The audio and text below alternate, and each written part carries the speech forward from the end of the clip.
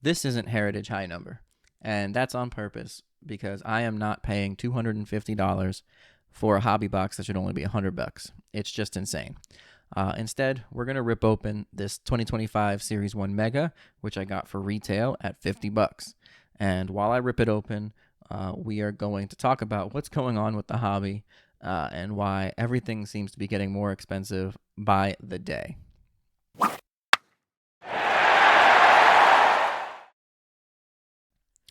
So here's the deal with 2024 Heritage High Number, right? Topps released it on Wednesday on their website. And if you were there at noon and you tried to put it in your cart, you got some error message. And then by the time they fixed the issue, it was sold out. So most people, I'm sure, who tried to get some couldn't get any. And now on the secondary market, you got hobby boxes going for 200 to 250, blasters anywhere I've seen 40, 45, and I'm sure at some point they'll get to $50. And it's kind of becoming an everyday occurrence with the hobby in general, not just Heritage High Number. It's just kind of weird that it was Heritage High Number. But let's jump into this box and start ripping it, see what we can find. And while we're doing that, I'll go on my little rant about how insane this hobby is. So, one reason why Heritage High Number sold out so quickly is just because it just doesn't have the same print run as something like this Series 1 would have, right? A lot less produced. And then you got to look at the rookie class. Who's in the rookie class that we're chasing?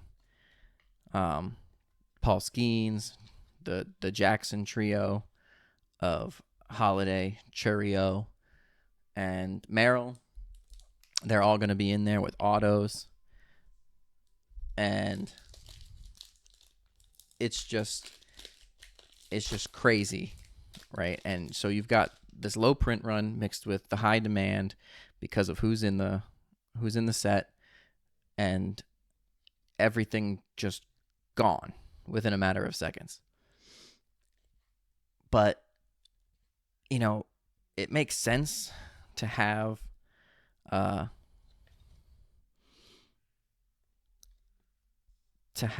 the product be so in demand. And I know I keep saying that over and over again, but it's a heritage product, right?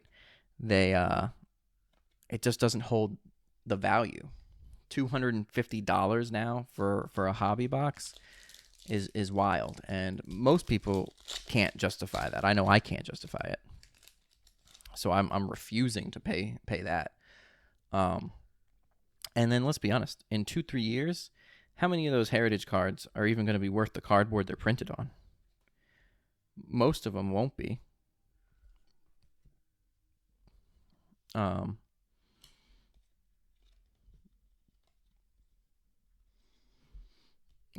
Unless it's like a chrome or an auto of one of those four guys I mentioned earlier, you're just not going to have the demand for it in 2 to 3 years.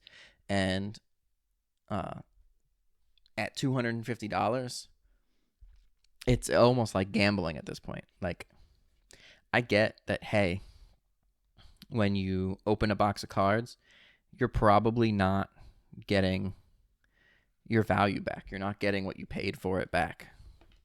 But at $100, I can say, hey, I had some fun. I was able to rip a box. Maybe I pull a good card, or at least something cool to go in the PC, right? At $250, I feel like I'm getting ripped off if I don't get anything. If I don't pull a Paul Skeens auto out of a hobby box that was $250, I'm not getting anything. And holy cow, before we go any further with this rant, this kind of just proves my point. For $50, I just pulled a Bobby Witt Jr. home field advantage. That is absolutely sick. That's probably one of the best cards I've ever pulled. I'm a little flustered now, more than I already have been recording this video. Man, I gotta find a good top loader here to put this in. I got a whole bunch of scuffed up ones from old cards. Here we go, new top loader. Now I'm gonna struggle. Now this certainly isn't a $250 card. So, if this came out of my Heritage hobby box, I'd still be upset because this is probably the best card I'm going to get out of this mega. But this definitely makes the mega that I'm opening here worth it. I think I don't want to say it paid for the box, but it definitely takes a nice chunk out of it. Bobby Witt isn't my personal PC, so I'm going to have to sell that card to somebody who really wants it.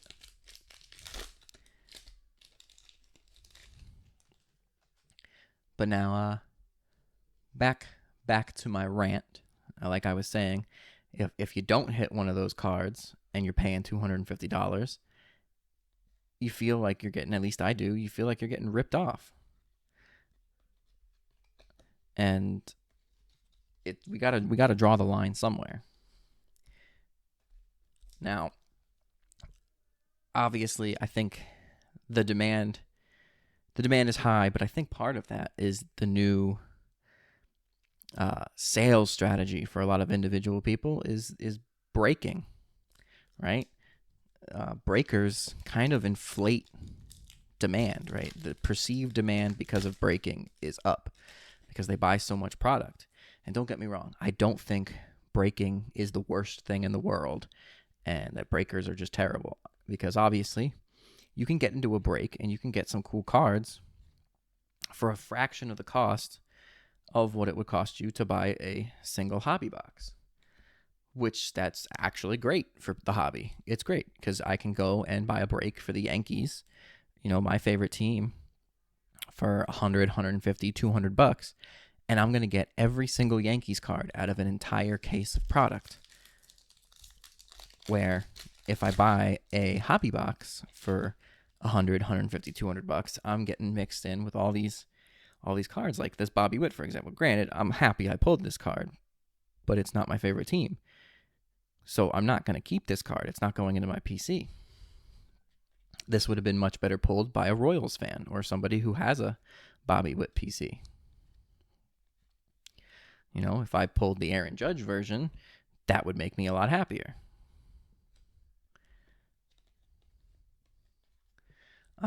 But on the flip side of that with breaking is they're buying up all the cards.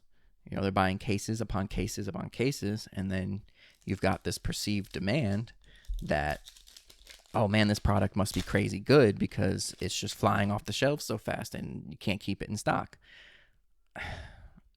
Okay, the Heritage checklist is a lot better than it normally is, with all the Chrome cards, guaranteed Chrome cards at that, guaranteed parallels. It's a lot better, and I was super excited for it. I mean, if you watch my last video, I even said I was going to pick up a hobby box, and I was going to pick up a few blasters, and I thought that the blasters were even better than the hobby box. But when I went to buy them, I couldn't. And now I'm skeptical that even if I go to a store, even if I go to Target or Walmart or wherever else they sell cards, that I'm going to be even able to find them. And I'm not paying $40 to $50 for a blaster, and I'm certainly not paying $250 for a hobby box. It's just not happening.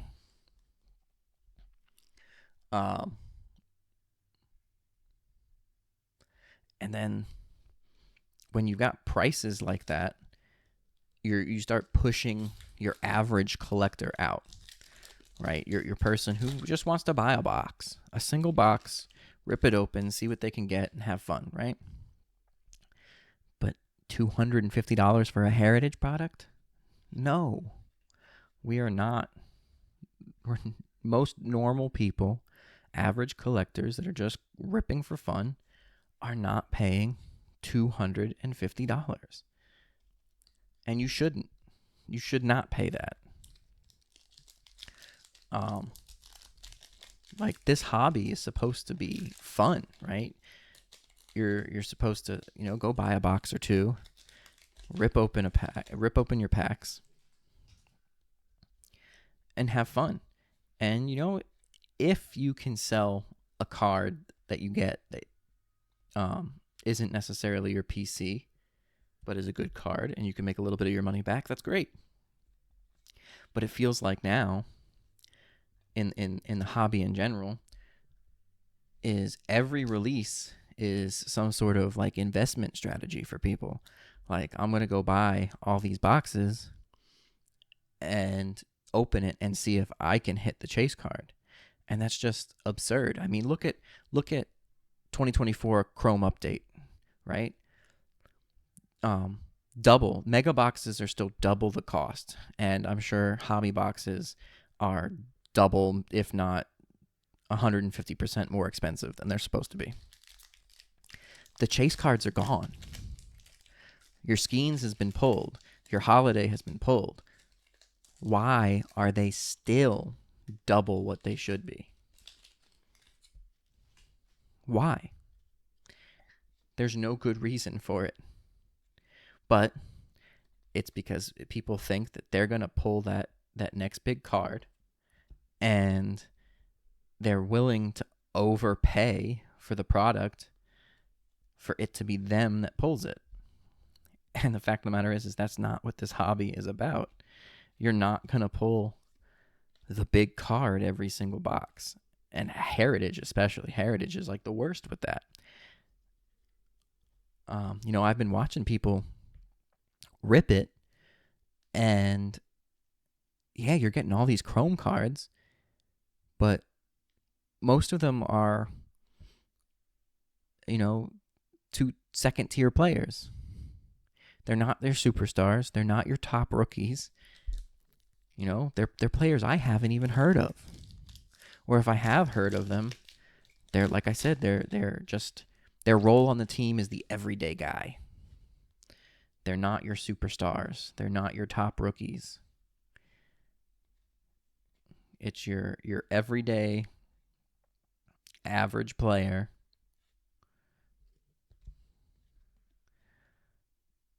That's a cool card with Ellie and India. But Heritage is, it's not going to be, all those parallels, all those Chrome cards are not going to be worth anything in 2 to 3 years, with the exception of, the Skeens, if he still is productive, because of course, pitchers are a toss-up, right? We saw what happened with Steven Strasburg. That man came out, had a great rookie season, and kind of fell off the map after that. And, his cards aren't necessarily worth all that much. Everyone's hoping to be that the guy that they pull the big card of is the next Mike Trout, the next Shohei, the next Aaron Judge, the next Bobby Witt. And even Bobby, it's still too early to tell, right? He's had a great start to his career, definitely. But, he has an injury and something falls off. Like Acuna. Look at Acuna's cards. They lost value last year because he had that injury. He didn't play the whole year. Now, if he comes out and he has a great year, then those cards are going to go back up. But anytime somebody has an injury, like I said, this feels like an investment strategy for some people. So somebody has an injury, and it's the end of the world. Time to sell. Sell now. Get what you can get for them. All right, so this is my last pack. But let me this has definitely been an okay rip. Definitely the home field advantage is the highlight. And when it comes to baseball card products, I'm still a relatively new YouTuber trying to make content, so I'm willing to pay a little bit extra, right? Like if those 2024 Chrome update mega boxes were like $60, I'd probably grab a few because they were fun rips. but they're not fun rips at $100.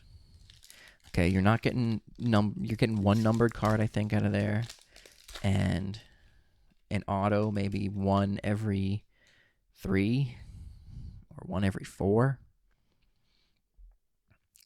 So, I'd be willing to pay a little bit more just to make, fun videos. But the value in most card products isn't there to justify doubling the price. Right? Because, just look at this mega box that we ripped here. I got lucky with the Bobby. But other than that, I got three parallels. Okay? The one with Ellie is nice. Nolan Shanwell is okay. And then we got a Diamondbacks card that's got Corbin Carroll on it. But are these 3 cards alone going to make up the $50 I paid for the box? Absolutely not. Base cards are like impossible to sell. I don't even know why I put the inserts down here. I think I just did it because of Shohei. The Shohei insert, I could get, $3 for this. And then probably, $3 for the one with Ellie on it. And then $1 each here. So was that $7? Base cards are basically worthless unless they're the top rookies. I got one good card out of a $50 box. Could you imagine paying $250 and getting one good card that isn't worth $250? So I can't justify $250 because at that point it feels like gambling. More than the hobby already is gambling. And then if you don't get anything, if you don't pull the Bobby Witt home field advantage equivalent out of Heritage, then I feel like I got scammed. I paid $250 and I got a napkin relic of some dude that'll be in AAA in a couple years, if he's even still playing baseball. So that's it for today. Thank you guys for watching. If you enjoy my take and you want to see more rips, please hit the like button and subscribe. And I'll catch you guys in my next video.